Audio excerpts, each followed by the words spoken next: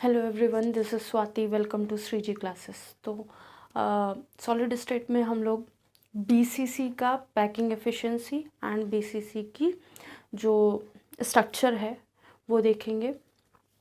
तो स्टार्ट करते हैं कि कितने नंबर ऑफ़ एटम्स प्रेजेंट हैं बीसीसी में और कितने नंबर ऑफ़ एटम्स प्रेजेंट हैं एफसीसी में। तो पहले हम बीसीसी का एटम्स जितने प्रेजेंट हैं एक यूनिट सेल में वो करेंगे या लैटिस पॉइंट में वो करेंगे, फिर एफसीसी की बात करेंगे। तो फर्स्ट जो टर्म है बीसीसी मतलब बॉडी सेंटर्ड। इससे पहले सिंपल और प्रिमिटिव यूनिट सेल की बात हमने लास्ट टर्न पे करी थी। आज हम किसकी करेंगे?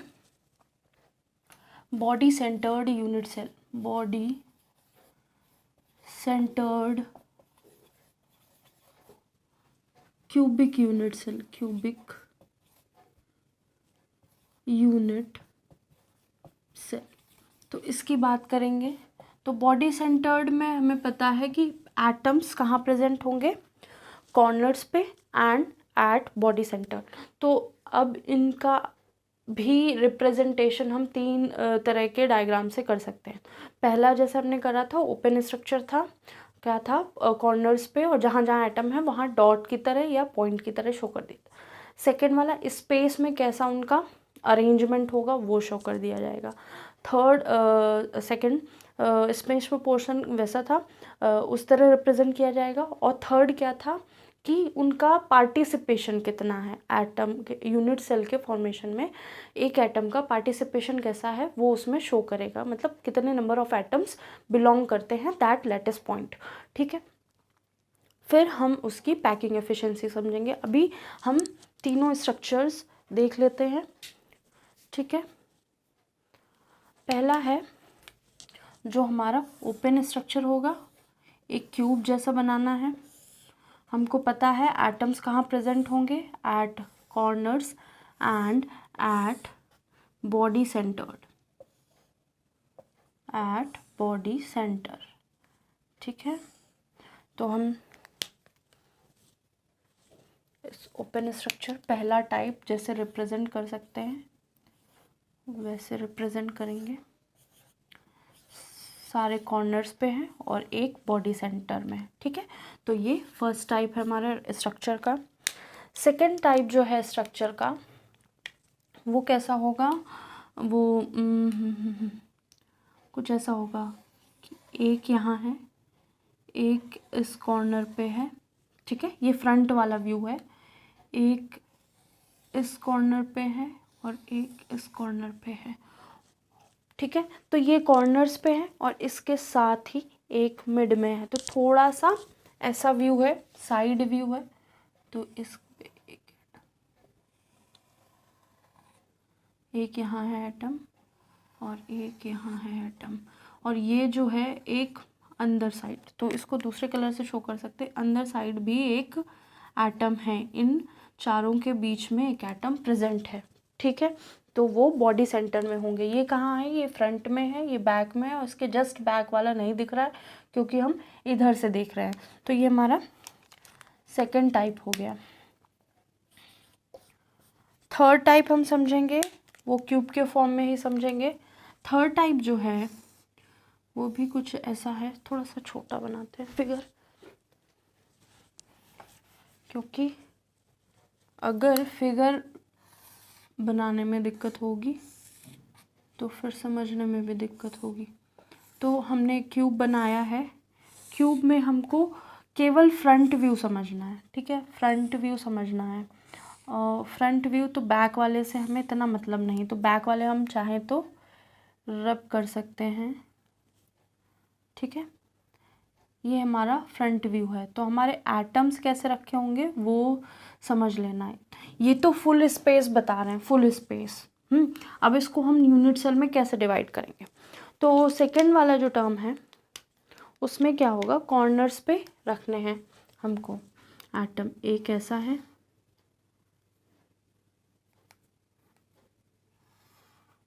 एक ऐसा है।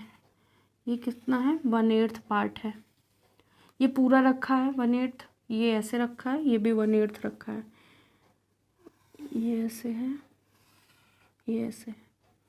ये ऐसे है, ये ऐसे है, ये ऐसे है, ये ऐसे है, ये ऐसे है और ये ऐसे है।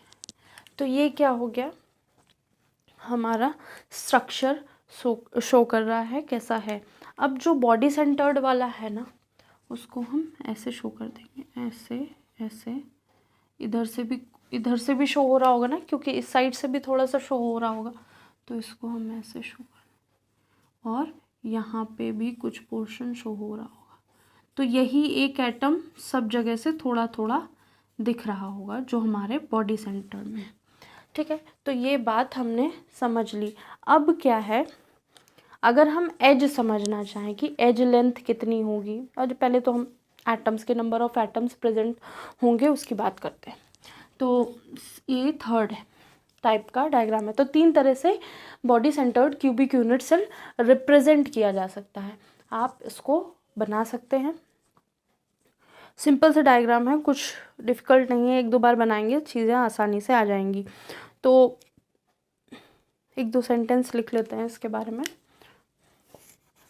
इन BCC unit cell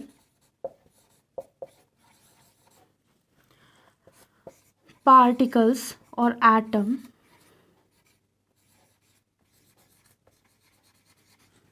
present at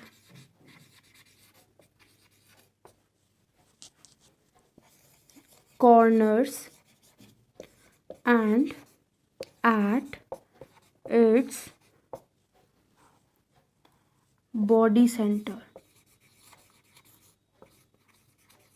तो एक यूनिट सेल का एक ही बॉडी सेंटर होगा।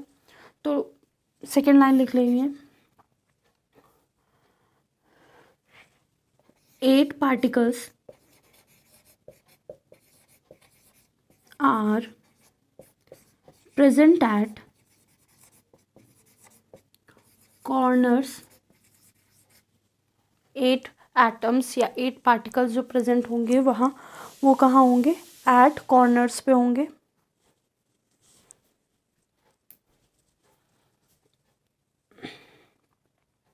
और उनका पार्टिसिपेशन कितना होगा, 1/8। और उनका पार्टिसिपेशन कितना होगा, 1/8। तो इसको भी लिख लेते हैं, and each particle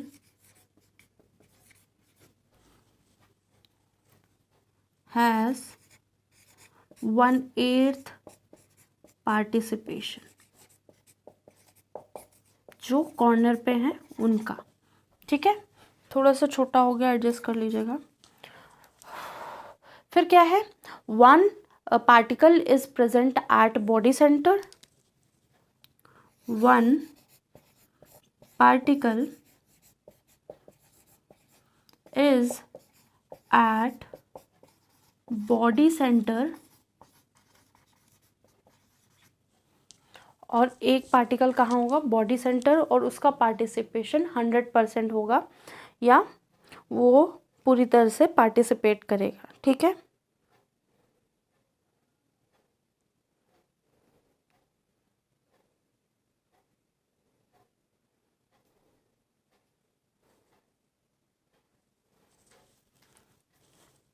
one particle is at body center, its participation is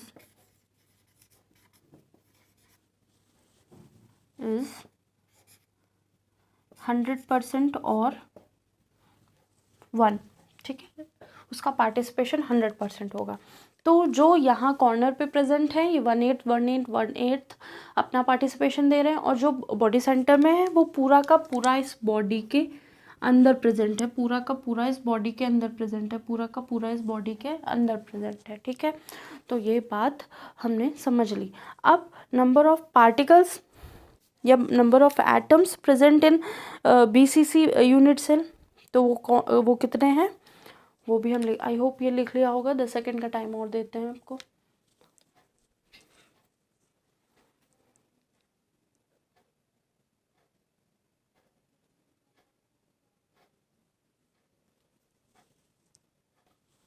तो नंबर ऑफ एटम्स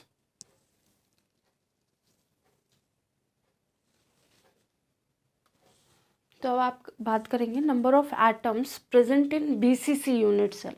जो नंबर ऑफ एटम्स हैं बीसीसी यूनिट सेल में हैं वो कितना है। पहले तो कॉर्नर्स पे है, present at corner plus body centre, तो टोटल कितने हो गए।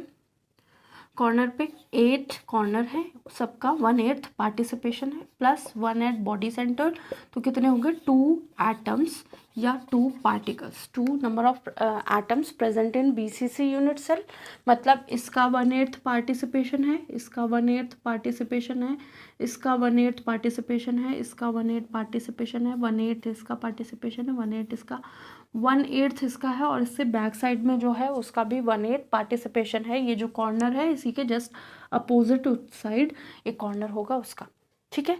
और ये जो मिड में प्रेजेंट है इसका 1 पूरा का पूरा कंप्लीटली पार्टिसिपेशन है, complete participation in the body centred cubic unit cell, ठीक है। तो number of atoms present in BCC unit cell is 2, ठीक है। अब ये लिख लीजिए। उसके बाद हम पैकिंग एफिशिएंसी की बात करेंगे, बॉडी सेंटर में पैकिंग एफिशिएंसी। तो उसके लिए हमको पहले बॉडी सेंटर समझना होगा, बॉडी डायगोनल देखनी होगी, फिर हम बात करेंगे किसकी, पैकिंग एफिशिएंसी की, किसकी, बीसीसी की, ठीक है।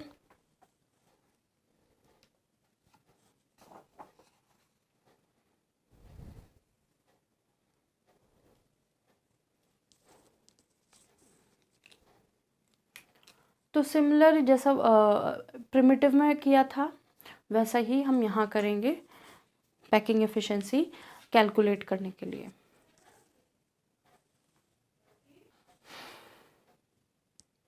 तो आई थिंक ये कंप्लीट हो गया होगा। इसको रब करके अब हम पैकिंग एफिशिएंसी समझते हैं। इसमें कुछ और अगर आपको डिफ़िकल्ट लगे, कुछ ना समझ में आए तो आप कमेंट कर सकते हैं, फिर से आपको नेक्स्ट क्लास में हम समझा देंगे, ठीक है। तो ये चीज़ हो गई हो, आप रिपीट करके देख सकते हैं एक बार, ठीक है। तो पैकिंग एफिशिएंसी ऑफ बीसीसी में हमको नीड किस चीज़ की है। तो हमको नीड है पहली चीज़ कि हमको वॉल्यूम ऑफ क्यूब पता होना चाहिए, ठीक है। और दूसरा वॉल्यूम ऑफ स्फेयर्स, जितने भी स्फेयर्स प्रेजेंट हैं। तो ओवरऑल 2 एटम्स हैं, 2 एटम्स प्रेजेंट है, तो दोनों एटम्स का वॉल्यूम लेंगे और फिर उसको डिवाइड करेंगे total volume of the cube. Cube कौन है, यूनिट सेल हमारा। तो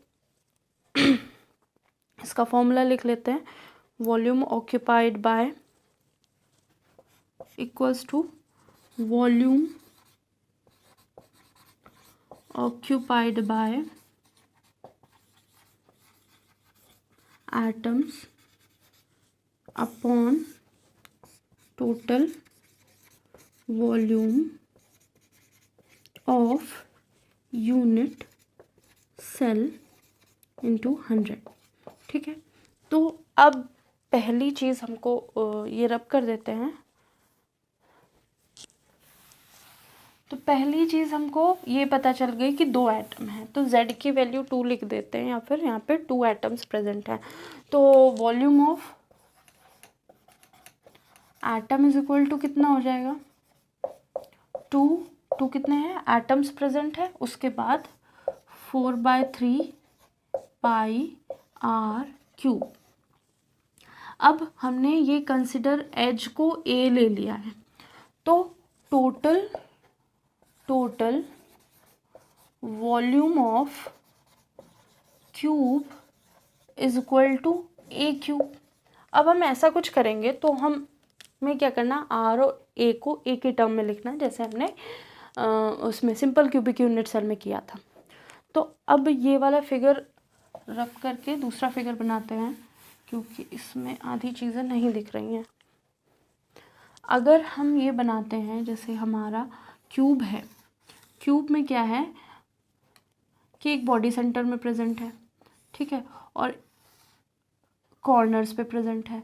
जब हम बॉडी डायगोनल देखेंगे, ठीक है, तो बॉडी डायगोनल से हम ए की वैल्यू निकाल सकते हैं, ठीक है। बॉडी डायगोनल से जो आर और ए के टर्म में आएगी वो हम फाइंड आउट कर सकते हैं। तो हमें पता है कि सारी एजेस का नाम डिस्टेंस ए है और सारे पार्टिकल्स, अब पार्टिकल्स क्या हैं, देखिए बॉडी डायगोनल की बात करेंगे तो एक पार्टिकल हमारा ये है इस कॉर्नर पे, इस कॉर्नर से इस कॉर्नर देख रहे हैं, ठीक है। और एक पार्टिकल हमारा ये है और एक पार्टिकल हमारा बॉडी सेंटर पे है, ठीक है।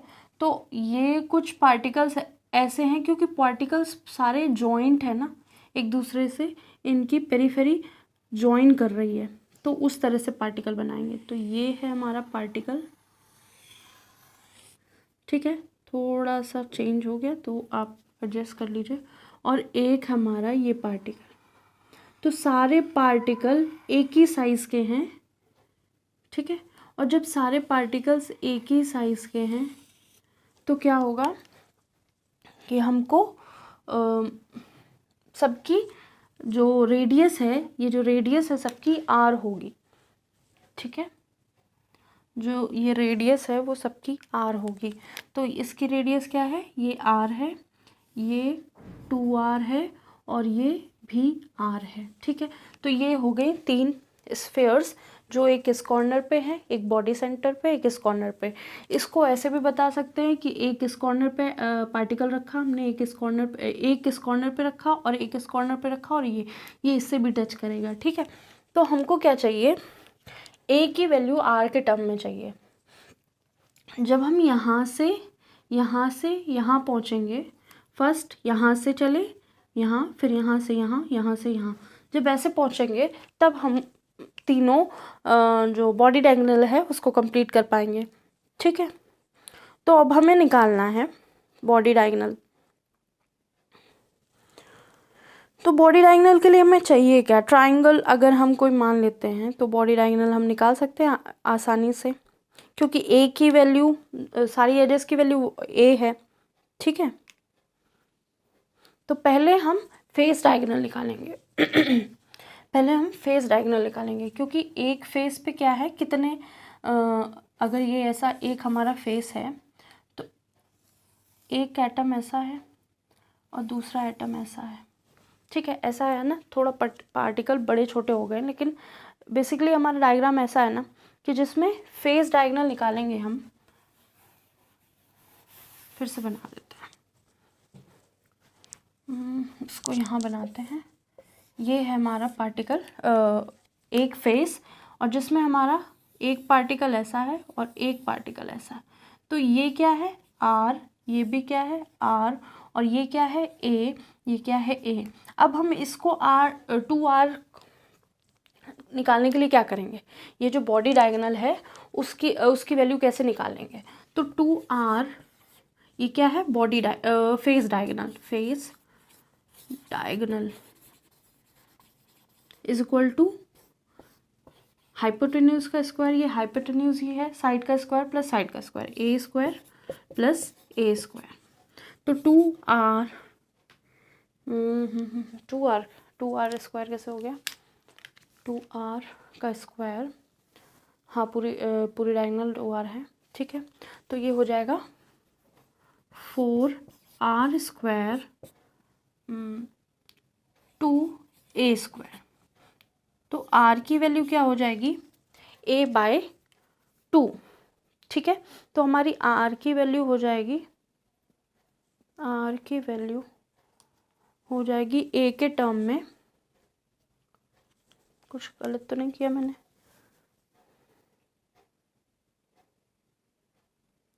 2A स्क्वायर, ठीक है। अगर हम R के टर्म में ना लिखें, ये 4R को ऐसे लिखें, तो 2R is equal to √2A हो जाएगा, ठीक है। ऐसे 2R को 2R रख लेते हैं, या फिर इसको हम B कंसिडर कर लेते हैं, 2R को B कंसिडर कर लेते हैं, ठीक है।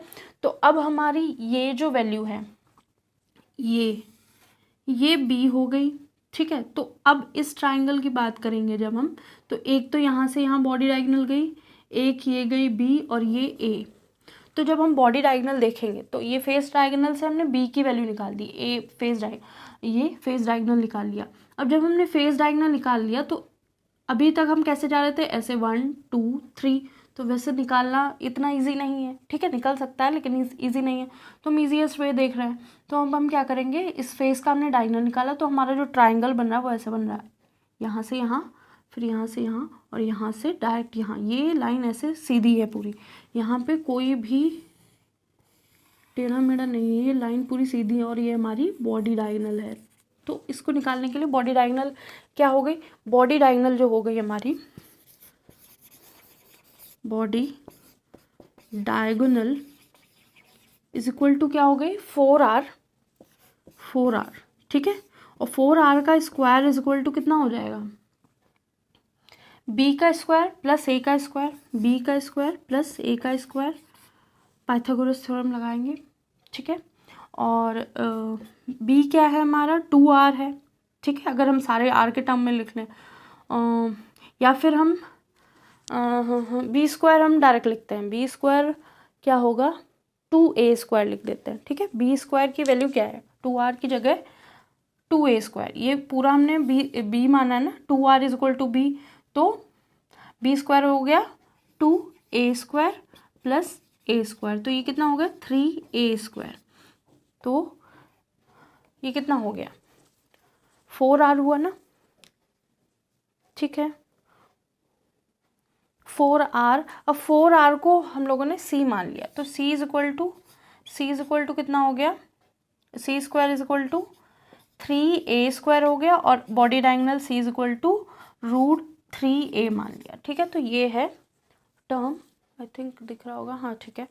तो अब हमें बॉडी डायगोनल पता कर ली है, और हमने क्या कर लिया है, पता कर लिया है कि फेस डायगोनल क्या है। तो जब हम एफिशिएंसी की बात करेंगे तो क्योंकि हमें ये वाला ए वाला टर्म है ना, इस पूरी बॉडी डायगोनल के अकॉर्डिंग लाना था, तो अब हम ए को सी के फॉर्म में लिख सकते हैं, ठीक है, या आर के फॉर्म में लिख सकते हैं। जब हम ए को आर के फॉर्म में लिखेंगे तो हम क्या लिखेंगे, c is equal to √3a हो गया है, ठीक है। अब हम √3a is equal to 4r कर सकते हैं, ठीक है, √3a is equal to 4r जो हमने लिया था, क्योंकि ये हमने 4r को c कंसिडर कर लिया, हम इसको 4r फिर कर लेते हैं। तो r की वैल्यू कितनी आ गई, सॉरी a की वैल्यू चाहिए ना हमको, a की वैल्यू कितनी आ गई 4r/√3, तो ये आ गई हमारी a की वैल्यू, एज की वैल्यू, ठीक है। अब हम वैल्यू सारी पुट कर लेंगे कहाँ, अपने फॉर्मूले में। तो पहले हमें चाहिए क्या, वॉल्यूम ऑफ, ये आप नोट कर लीजिए, फिर हम इस फॉर्मूले में ये वैल्यू रखेंगे, a की वैल्यू,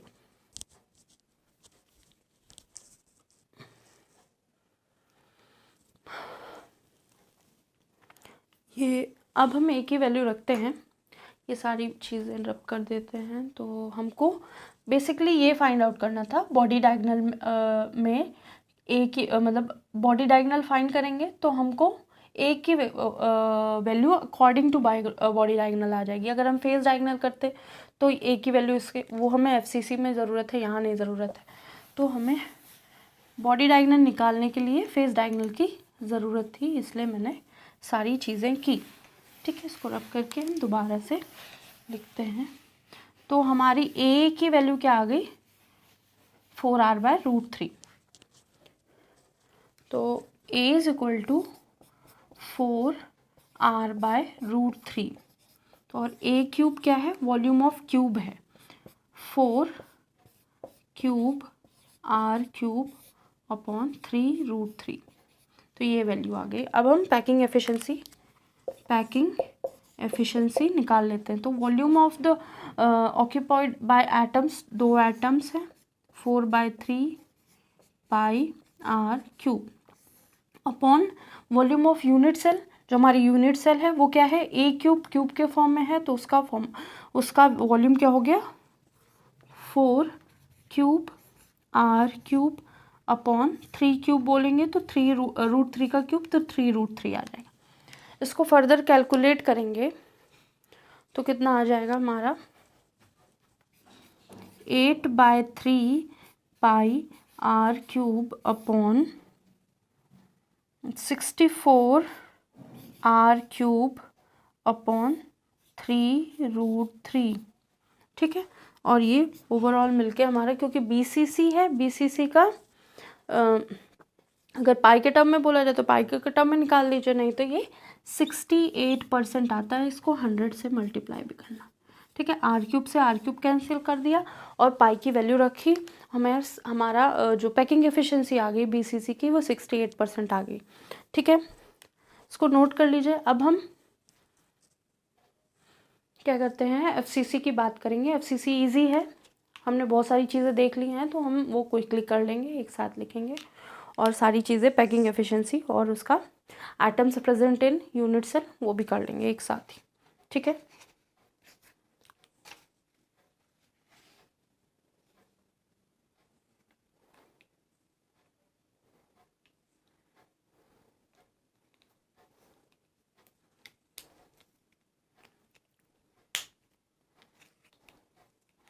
थोड़ा सा डायग्राम टिपिकल हो जाएगा एफसीसी में, बस बाकी कुछ नहीं होगा।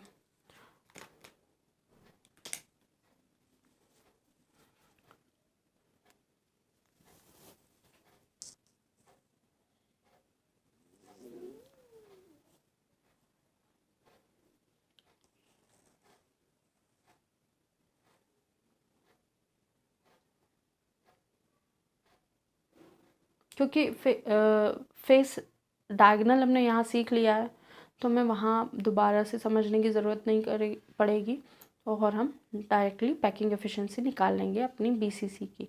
जैसी बीसीसी के पैकिंग एफिशिएंसी होगी वैसी ही एफसीसी की भी होगी। आई थिंक ये अब नोट कर लिया होगा। अब हम आगे की बात करते हैं। हमारा नेक्स्ट हेडिंग है face centred cubic unit cell. ठीक है, तो यहाँ कहाँ कहाँ प्रेजेंट होंगे, कॉर्नर्स पे और फेस पे। तो हमने पहला एक क्यूब बनाना है जिसमें ओपन स्ट्रक्चर हो गए, जिसमें पार्टिकल को एज अ पॉइंट रिप्रेजेंट किया गया होगा। ठीक है,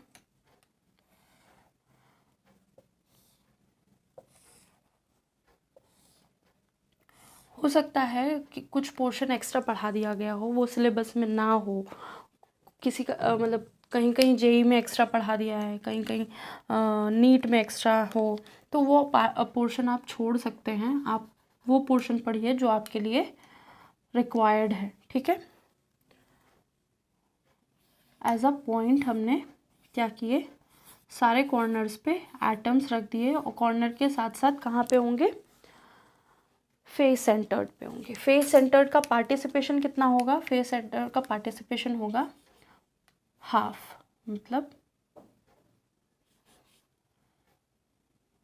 इलेप्टिकल जो शो किए हैं वो कहाँ है, फेस सेंटर में। ये ऐसा होगा, यहाँ वाला फेस सेंटर में ऐसा, ये ऐसा होगा और ये ऐसा होगा। ये अबव द सरफेस है, ये बैक द सरफेस है, ये अप है और ये डाउन है, डाउन द सरफेस है, ये इधर है और ये इधर है। ठीक है, तो ये हमारा ओपन स्ट्रक्चर बन गया। सेकेंड स्ट्रक्चर जो है हमारा वो क्या है, जो पार्टिकल्स हमको शो हो रहे होंगे, स्पेशियल स्ट्रक्चर। ठीक है, तो अब यहाँ पे ए बी टाइप की होगी, तो वो चाहे तो आप बना सकते हैं, जैसे ये फ्रंट में एक और साथ में एक यहाँ है, फिर एक यहाँ है, फिर एक यहाँ है और एक यहाँ है, ऐसे। ठीक है, थोड़ा सा कॉम्प्लिकेटेड है। फिर इसके बैक वाला यहाँ है, इसके बैक वाला यहाँ है, थोड़ा साइड व्यू से देख रहे हैं तो ये यहाँ है और ये यहाँ है। ठीक है, इसके पीछे वाला ये है, इसके पीछे वाला ये है, इसके पीछे वाला ये है, इसके पीछे वाला, और ये कहाँ है, फेस में। अब फेस में एक ही फेस देख रहे हैं और साथ में एक यहाँ भी होगा, क्योंकि हम साइड से देख रहे हैं ना, तो एक इधर भी होगा, तो वो थोड़ा सा पोर्शन उसका दिख रहा होगा। तो ये हो गया, ये ऐसे दिखेगा, थोड़ा सा अजीब सा दिखेगा। आप इस पे समझिए, और जो अब बनाएंगे हम उस पे समझिए, जिस पे हम पोर्शन बताते हैं कि कितना वो एक्चुअल पार्टिसिपेशन या एक्चुअल बिलोंगिंग या एक्चुअल पोर्शन ऑफ एटम जो होगा वो कैसा होगा। तो पहले हम बनाते हैं अपना क्यूब। तो 3 टाइप से तीनों बीसीसी, एफसीसी और प्रिमिटिव तीनों शो किए जा सकते हैं, और हम अब ये बैक वाला तो इसमें भी नहीं दिखेगा क्योंकि ये 3D रिप्रेजेंटेशन है, तो हम उतना पोर्शन शो करेंगे जितना हमें। तो यहाँ पे क्या है, पहले कॉर्नर्स पे हैं, कॉर्नर्स पे हैं और कुछ फेसेस पे हैं। तो ये है हमारा कॉर्नर पे एक एटम, ये हो गया, एक एटम ये हो गया, एक एटम ये हो गया, एक एटम ये हो गया, और एक ये क्या है, सब पे टच करता हुआ है। तो इसको चाहे तो आप थोड़ा सा और, तो ये जो है मिड में ये सबको टच कर रहा है। फिर यही ये हो गया, हाँ ये यहाँ ऐसे हो गया, और ये ऐसे हो गया,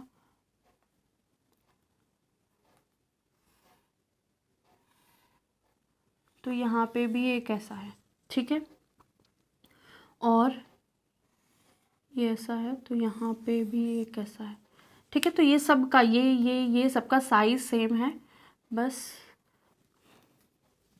हमको ये कंसिडर करना है ऐसे। तो और ये सब पे टच हो रहा होगा, मेन बात ये कि ये सब पे टच हो रहा होगा। ये जो मिड वाला है वो हमारा सबसे टच हो रहा होगा, इससे भी टच हो रहा होगा, इससे भी टच हो रहा होगा, इससे, तो वो ध्यान में रख के बनाइएगा। तो ये हो गया हमारा स्ट्रक्चर किसका, एफसीसी का। एफसीसी में क्या होगा, पहला in FCC unit cell particles or atom are present at corners and at face center, ठीक है, फेस सेंटर पे प्रेजेंट हो।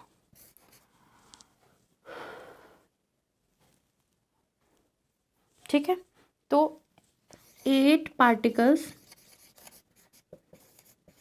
are at corner, 6 particles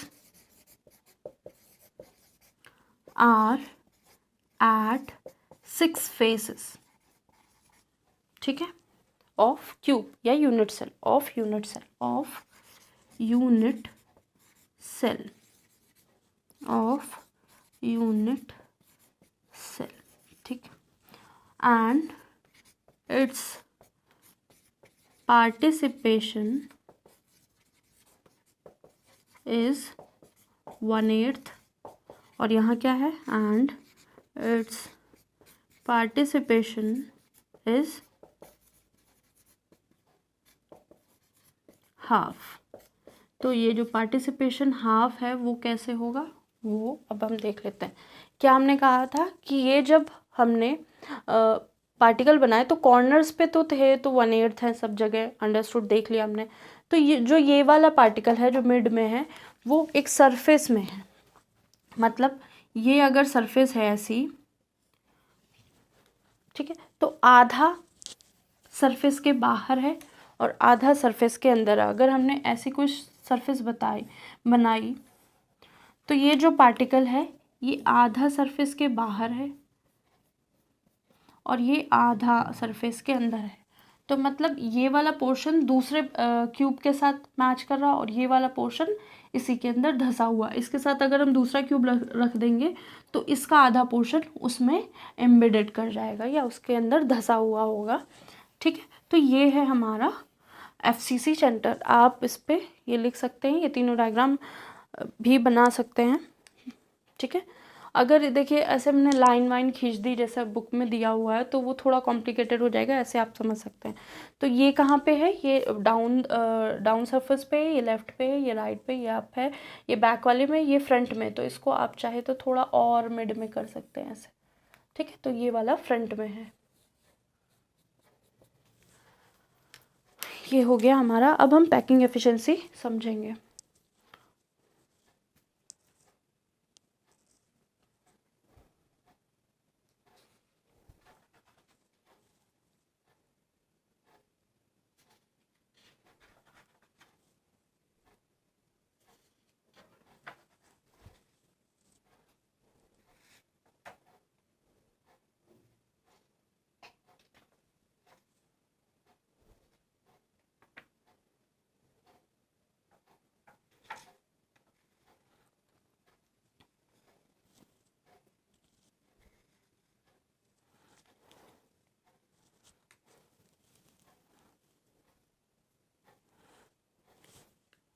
I think ये लिख गया होगा। अब हम बात करेंगे पैकिंग एफिशिएंसी, इसमें भी यही करेंगे। अब हमें यहाँ पे बस पार्टिकल लिखने हैं, एटम्स प्रेजेंट इन एफसीसी सेंटर, उसके बाद पैकिंग एफिशिएंसी। ठीक है, एक लाइन और लिखनी है इसमें।